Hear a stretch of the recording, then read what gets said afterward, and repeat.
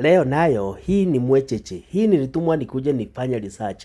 Sasa kongamano la kundi la wasomaji kutoka Luo Nyanza walisema sasa wamechoka kuona kila siku wanakula samaki na ugali. So wakaniambia nifanye research hapa kwa market, nione nini naweza fanya iwe combination ya ugali, ndivyo at least wafanye ugali na nini na kitu ingine. So nikafanya na wali wakafurahia, nikafanya na nini wakafurahia, then wakaniambia niende nifanye research nijue githeri na maharagwe, yani githeri ya maharagwe ikiweza kuliwa na samaki inaweza kuaje. So ndio mimi huyo hapo nimeweka kasamaki kagu hapo, then after kukaweka kasamaki kagu nikakabadilisha side hiyo ingine kaive vizuri, then kakiwa tu kanaiva hivi githeri nayo isikue bali, nikaongeza githeri hapo which is very important. After kuongeza githeri changu sasa ni nini ingine, sasa ni kukakoroga vizuri, kukatadaza tadu pale, then nionje kadogo nisikie venye kata taste, ndivyo kaendelee kuiva hivi.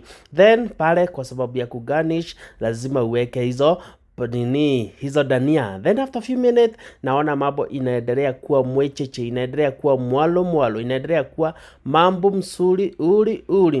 Badilisha hiyo side ingine, bado kazidi kukunywa supu, na usisahau kuongeza supu. Supu ni very important wakati unakula githeri na samaki. After few minutes kila kitu inaendelea kuwa safi, sufi. Inaendelea kuwa mwalo. Na inapendeza pedu. Hii nayo itakufurahisha furi. Angalia kazi kupendeza. Angalia kazi kuwa mwalo. Hapa nayo, unless wewe upende kucomplain. Unless wewe ni complainer, lakini ile utamu inakuaga hapa. Hii hainaga watu wengi. Angalia kazi kunipendeza. Angalia kazi kuwa safi.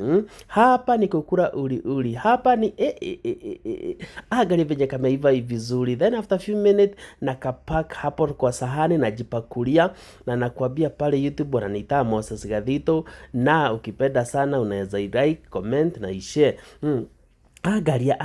Angalia ndio huyo mimi sasa hapo nimeanza kufyeku hapo, nimeanza kukacelebrate sere, na nikwambie ni tamu. Hii nimeweza na imeweza wezu.